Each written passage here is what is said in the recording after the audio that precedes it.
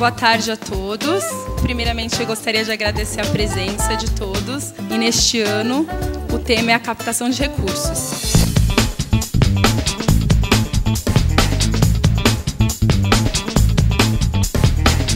Como o investimento offshore nunca foi vamos dizer assim, uma prática para o investidor de menos recursos, sempre foi um tipo de investimento mais reservado para aquele investidor, pelo menos do private banking, da instituição financeira, etc. O regulador acabou sendo conservador. Então, a verdade é que, por ser conservador, você acaba não incentivando ou não permitindo que o investimento no exterior se desenvolva, né?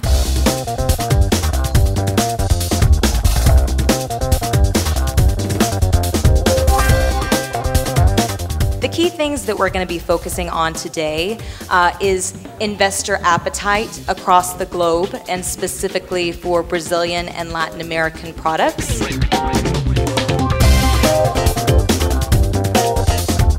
I've had the pleasure of operating and looking at Latin American investments for some time, and it seems to me that the year 2004 was a tremendous watershed year in Brazil.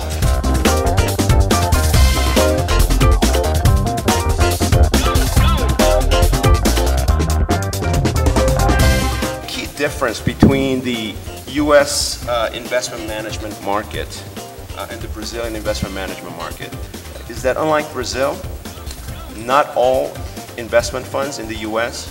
are registered with the SEC.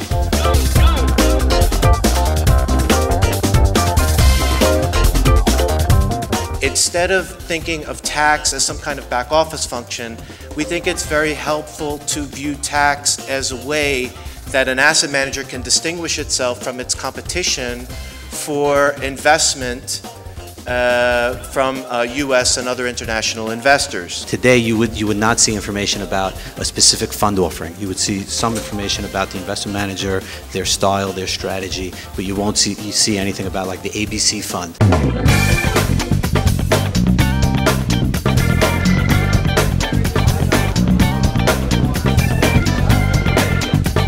So what we're talking about here typically are qualifying investor funds, or QIFs, which are the leading European products for alternative investments, but also alternative UCITS, which has seen exponential growth since 2009. The feedback that we're getting in the market is we are having to subscribe to Brazilian managers on their terms, and they're not willing to bring us their product in what we like to invest into.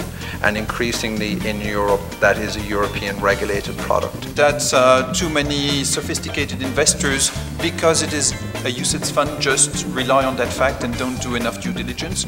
But nevertheless, the fact that it is easy to sell is certainly its main merit.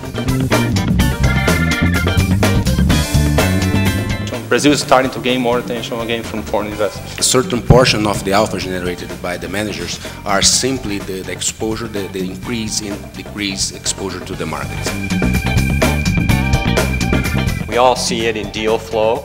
If we have a lot of interest coming out of Asia, out of Europe, out of the US for taking a piece of the Brazil market and getting involved, then we all have a lot to do, and everyone's really busy on the international side of the market in Brazil.